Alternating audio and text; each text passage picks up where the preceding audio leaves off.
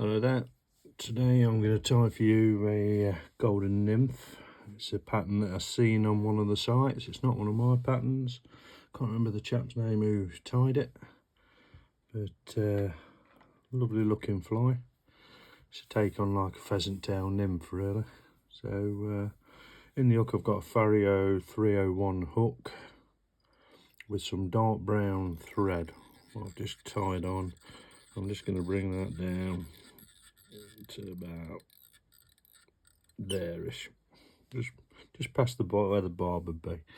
Now for the tail, I don't use pheasant tail.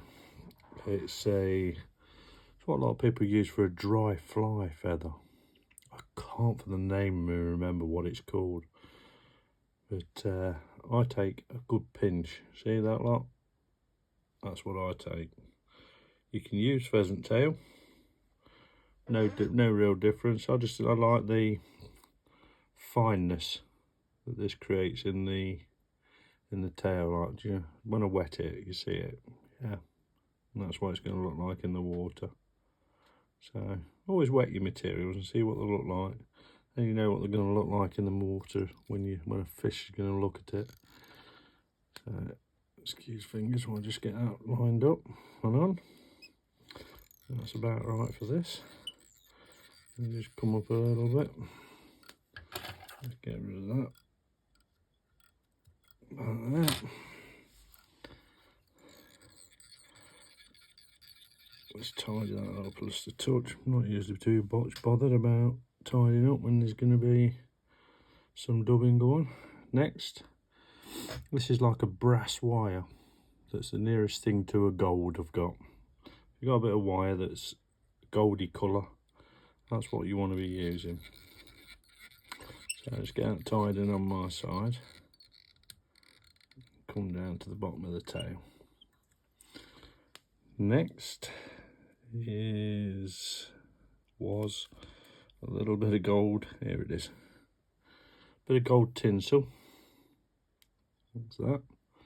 And we're going to tie it in on top of the fly. So I'm just going to move this over a touch while I just get it so I make sure it's in the centre at the top.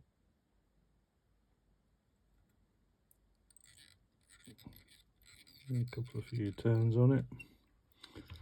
Bring it right down. Just lift it up and you can see where you've got to take it back to. There you go. In fact, I'm going to bring it back just a touch further. Just grab everything. That's where I want it, about there. Right, next is a bit of dubbing. And for this, I'm using the Squirrel Dubbing Natural from Kindle. It's a nice fine sort of squirrel dubbing. You don't want too much of it. I like to put it on in small amounts, and then add a bit to it if you need it. I'm a devil putting too much dubbing on. And this works very well if you just dampen your finger, just a little touch. Yeah, it seems to grip a touch better. Right, so as soon as you see it take hold, start working your way up. And then you want to be about there. That's as far as you want to be. And just come in front, a couple of turns. Get your gold, bring it over the top, catch it in there, then just give it a little pull so you get a bit of tension on it, not too much. Get a few turns on it. Doesn't matter how many, because it's going to dub in there as well. Snip that off, get rid of that. What's that done with? Right, next, you bring your rib up, so just get one right at the back. And just start coming up. Nice, evenish ribs. Just pull it down into it, don't be scared. So you form different angles then on the bit of gold rib. so it'll reflect in light on different angles, if that makes any sense to you. Right, got our on, helicopter that off and get rid of that bit. Right, that's that. Next is, I think it's a golden ringneck pheasant. I've got some fibres from one of them. It's basically that little beauty. Very nice for tying certain flies, and I think this one just gives it a little bit of like two-tonish to the over the top of the fly. So give it a few nice turns on that and work your way back with it so you're about there. Then leave it there. Right, now you're going back to your feather. Yeah. And they're split about right, look. See how they're split? That's about how many you want. So just grab them, pinch them off. Spin them round in your finger so they're going inwards towards your fly. Get a grip of them. It don't really matter if they spray a little bit. And then put them on your fly, going to the length of your body, look. There, yeah. That's what you want. So just measure them on there. Pinch them against the side of your fly. You can just get a couple of few turns. That's it. Don't cut them off crazy tight. You can tighten up on them a few fibres just to get it so that it's a nice tight fix on it. Just do the other side, do your side. And this gives you a nice impression of a bit of something that's part of the fly. Again, put it on there. Pinch it to the side slightly. Excuse fingers. It's hard when you've got fingers the size of mine, trust me. Pull them about. There you go. Just like that, look. Yep. Scissors. Pull that out. Make sure you don't cut them off. Right, now go a few nice tight turns on all that. Come back to where that is. It'll just pull them out slightly, look. When you pull right, when you go right back with your thread. That's fine, don't worry about that. Right, back to your dubbing. Not a crazy amount, but enough just to make a bit of a thorax. You're going to pull some of this out. So, don't want to be massive. It wants to be big enough so you can pull a bit out without it falling to pieces. Probably wants a bit more than that. Just pull them fibres back. Yeah, just a touch more.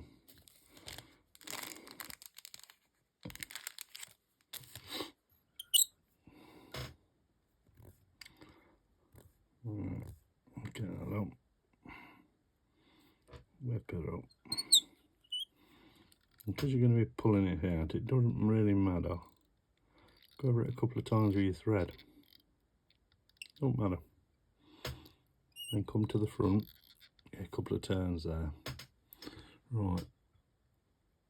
Now your pheasant fibres over the top. Excuse fingers again when I just get this bit.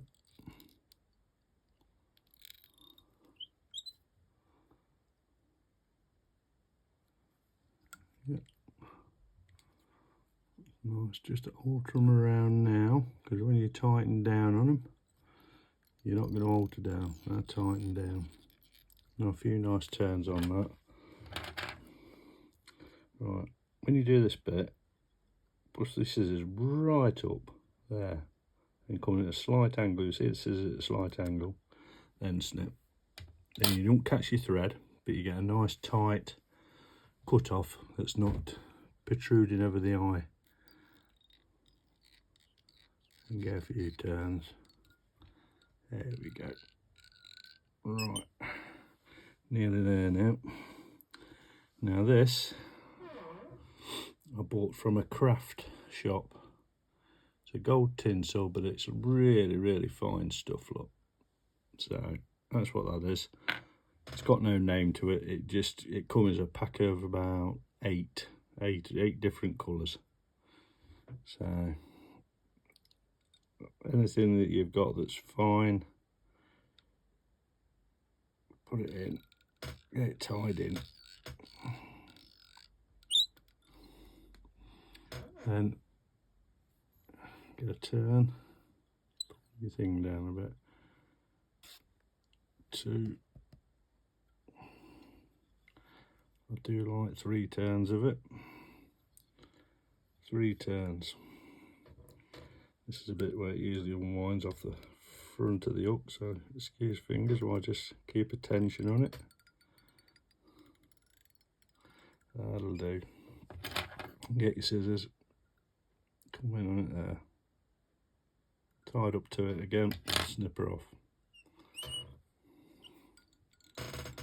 And just get, oops, don't want to go over the eye of the hook because I'm crowning it slightly.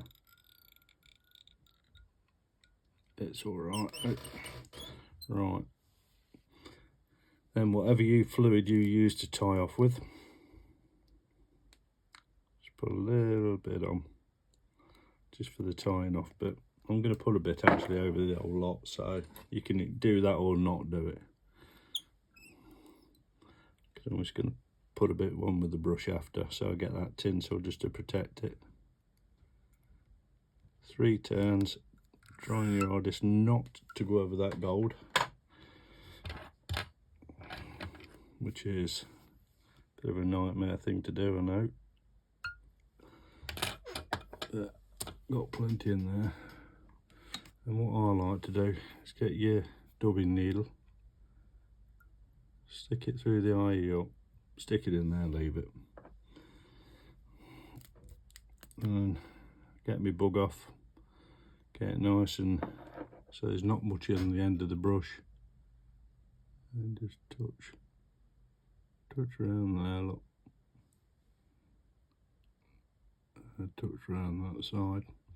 You can put some on this over here over the hood just to protect it, but I'm not going to because I like them, because I tie them. It don't bother me if the trout munches them, I change them and tie another one, so that don't bother me.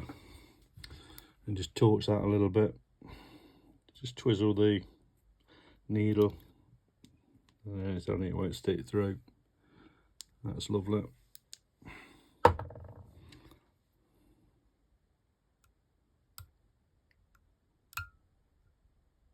Got a bit on the side of it, ping that off, that's fine.